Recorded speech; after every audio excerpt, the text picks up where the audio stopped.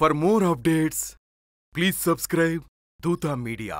తెలంగాణలో మరో పెద్ద కలకలం రేగుతోంది. రాష్ట్రంలో మార్వాడీల పెత్తనం పెరిగిందనే ఆరోపణలతో గో బ్యాక్ మార్వాడి అనే ఉద్యమం సోషల్ మీడియాలో వేడెక్కుతోంది. ఫేస్బుక్, ట్విట్టర్, వాట్సాప్లలో మార్వాడీల వ్యాపారాలను బహిష్కరించాలనే పోస్టులు, నినాదాలు వైరల్ అవుతున్నాయి. స్థానిక వ్యాపారులు కొన్ని సంఘాలు కలిసి ఈ నెల 18న అమన్గల్లో బంద్ చేపట్టబోతున్నట్టు ప్రకటించారు. ఈ ఉద్యమానికి ఊతమిచ్చిన సంఘటన ఒకటి ఉంది. అదేంటంటే గోరేటి రమేష్ అనే వ్యక్తి మార్వాడీల దోపిడీని వివరిస్తూ పాట పాడగా పోలీసులు అరెస్ట్ చేశారు. గోరేటి రమేష్ గతంలో ప్రజానాట్య మండలిలో పనిచేశారు. ఆయన అరెస్ట్ ను సహచరులు, ప్రజాస్వామ్యవాదులు తీవ్రంగా ఖండిస్తున్నారు.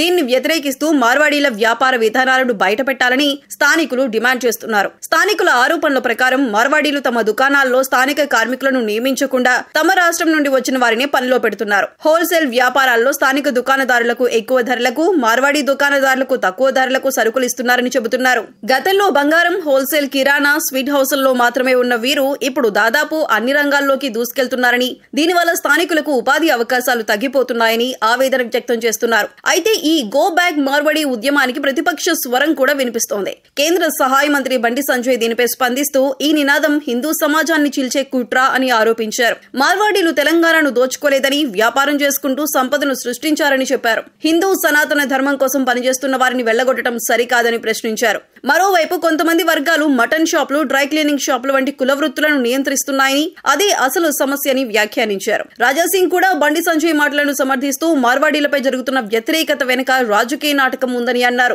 కమ్యూనిస్టుల ముసుగులో కాంగ్రెస్, బీఆర్ఎస్, మజ్లిస్ కలిసి ఈ వివాదాన్ని రెచ్చగొడుతున్నాయని ఆరోపించారు. ఒకవైపు మార్వాడీలపై ఆరోపణలు, మరోవైపు వారికి మద్దతు, ఇలా రెండు వైపుల నుంచి వాదనలు మిన్నంటున్నాయి. రాబోయే రోజుల్లో ఈ ఉద్యమం ఎలా మలుపు తిరుగుతుందో, ప్రభుత్వం ఏ విధంగా స్పందిస్తుందో చూడాలి.